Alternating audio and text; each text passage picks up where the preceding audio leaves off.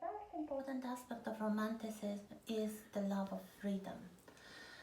Uh, this is quite visible during or just before the time of the French Revolution. It was welcomed by many intellectuals, also English intellectuals, as the beginning of the new era, and many uh, romantics, especially from the first generation, people like William Wordsworth or Mary Wollstonecraft, they would even go to France and they would be fascinated by the French Revolution, although simple enough, they would be very bitterly disillusioned. This is especially true in the case of Mary Wollstonecraft, one of the female intellectuals uh, of this generation, the author of one of the first works which are seen as proto-feminist. She wrote response to the French Declaration of the Rights of Man, and she called it a vindication of the rights of women. So she postulated that men and women should be equal, that education of women should not have the purpose, as Rousseau postulated, to only help men, but should help the society through basically making the society as a whole more intelligent and creative. Uh, then this idea of freedom started, unfortunately, to form a conflict with another crucial idea of the Romanticism, namely the idea of nature. And this is why Mary Wollstonecraft was not very successful as a philosopher, as a political campaigner, and the cause of the rights of women was only raised towards the end of the 19th century, or maybe in the second half of the 19th century. But she needs to be remembered as another aspect of the romantic intellectual. So it wasn't accepted by everyone that men were naturally superior to women. However, nature is again a central concept for the Romantics, although it was understood differently, especially as a reaction to the Industrial Revolution. So there is a nostalgic view of the world before the industrialization, of the peaceful rural world, but also a greater concern for the plight of the poor, especially the rural poor. If you read some of the poems of William Wordsworth, the first generation of English Romantics, he writes a lot about his encounters with the beggars, with the vagrants, with the homeless and the hungry, and this becomes one of the important aspects of Romanticism as well, the social awareness. You might argue, this is the continuation of the sentimentalism for previous generations from the 18th century, which postulated more humane relationships within the society, more humane treatment of animals and children, and I don't know, the insane, and also of course the poor. So this definitely continues. So we have the idea of nature. It's very visible in romantic art, with its dominance of the landscape, with all kinds of intellectuals and artists and poets traveling to the places that were described as sublime rather than beautiful.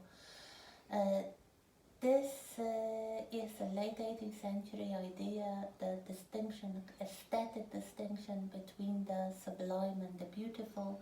The beautiful was a kind of enlightenment concept based on symmetry, based on whatever was deemed aesthetically pleasing.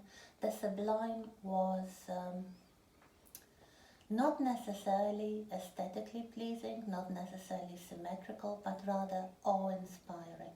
So here nature starts to be seen as the expression of yet another very important romantic trait, namely the intensity of feeling.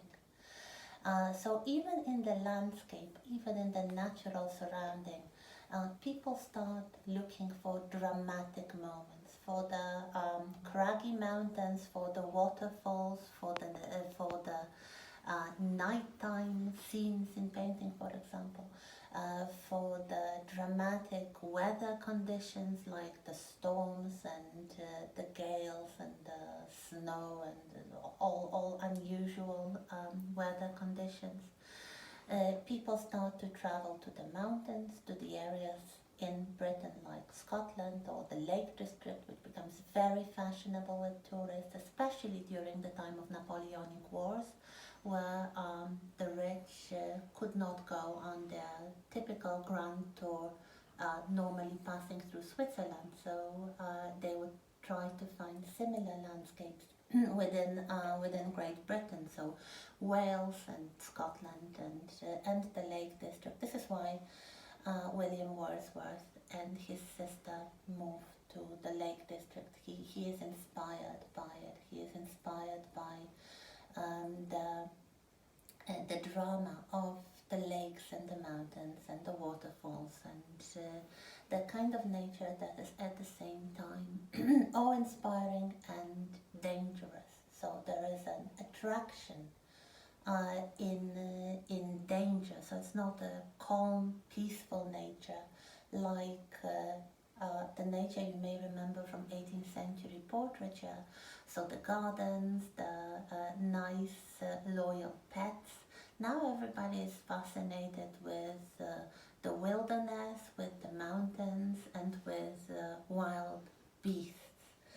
So nature as the expression of strong emotions. You have this fixation of romanticism on strong emotions everywhere. You have it in music, like Beethoven's music. You have it in the arts, the graphic arts, poetry.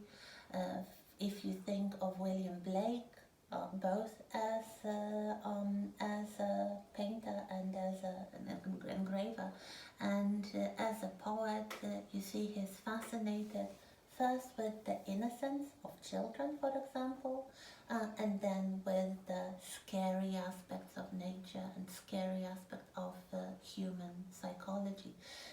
It's not really coincidental that one of the best romantic novels written in the English language is Frankenstein by Mary Shelley, the daughter of Mary Wollstonecraft. So the next generation in England, romanticism lasts for at least two generations. So after the generation of Wordsworth and Coleridge and Blake, we have the generation of Byron and Shelley and Keats.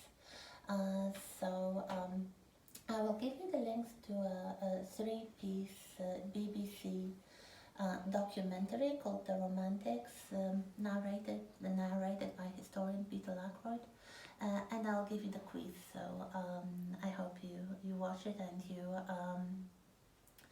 do the quiz, so you focus on the most important aspects over Easter. So we have freedom, and we have nature, and we have strong emotions.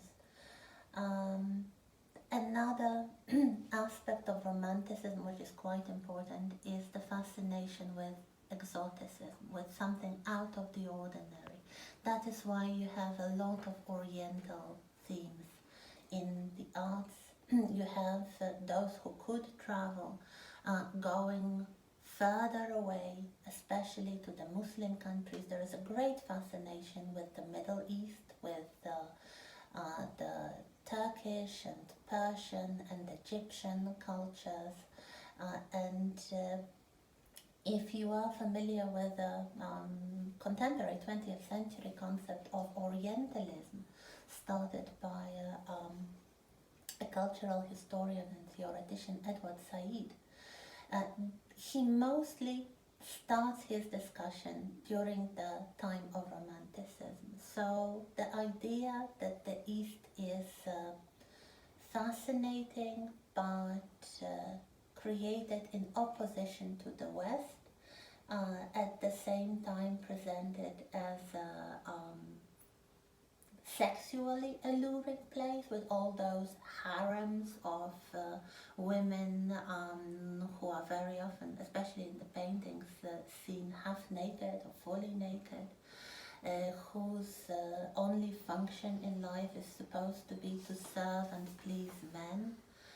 And at the same time, the men of the Orient are seen as dangerous and barbarian.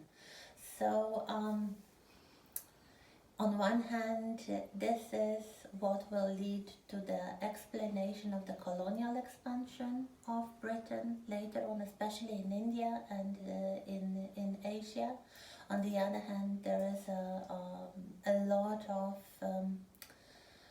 interest, cultural interest in the Middle East, especially in the works of Byron. He traveled there. He was fascinated with the cultures, with the fashions, with the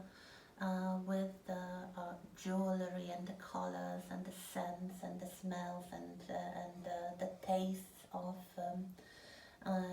exoticism. So anything out of the ordinary, anything to save those poor intellectuals from boredom. That's really the focus.